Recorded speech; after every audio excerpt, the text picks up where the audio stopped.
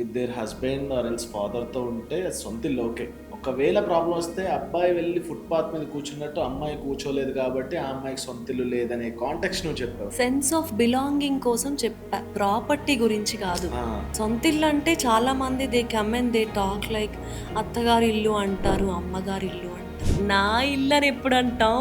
హ్మ్. అమ్మదైనా సరే, అత్తదైనా సరే, నాది ఇది. అది అమ్మది, అత్తది కదా. వాళ్ళేమన్నారు ఇప్పుడు కామెంట్స్ కింద?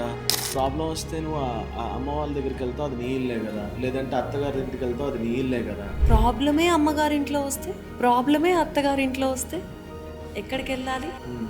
సరే, నేను బుక్ ఫేర్ పెట్టాను తర్వాత నేను రోజుకి కనీసం ఒక 1000 మంది ఆడవాళ్ళని కలిసి ఉంటాను. 10 రోజులు ఏ ఒక్క ఆడమనిషి వచ్చి నువ్వు తప్పు మాట్లాడావమ్మా అని అనలేదే నాతో.